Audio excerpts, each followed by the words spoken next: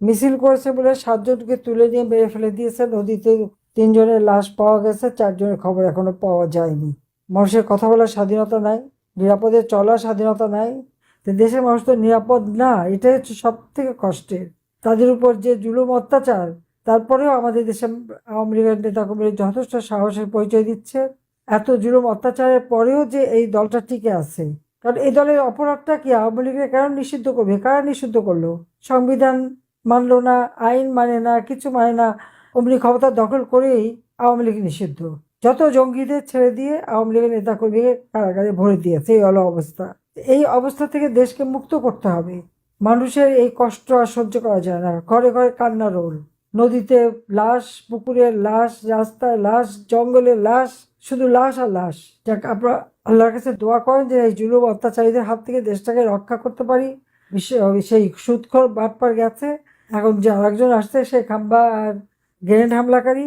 তাদের তো একটাই চেষ্টা কিভাবে আমাদের মারবে। তারপর আমি বাংলাদেশে যাব, কারণ মানুষের এত কষ্ট সহ্য হয় না।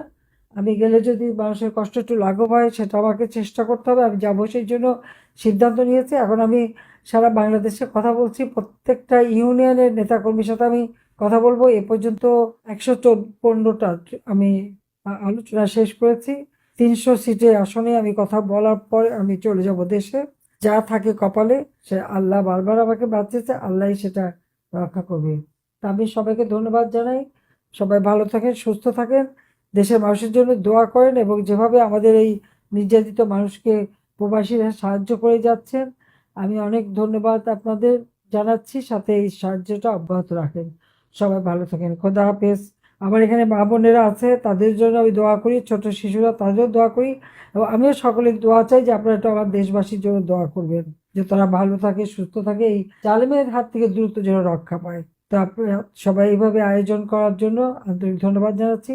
তবে একটা অনুরোধ থাকবে, যে দেশে যখন থাকবে সেই দেশের নিয়ম আইনটা মেনে চলবেন। তো আমি আবার সবাইকে ধন্যবাদ জানিয়ে বক্তব্য শেষ করছি। খোদা হাফেজ। জয় বাংলা, জয় বঙ্গবন্ধু, বাংলাদেশ চিরজীবী হোক।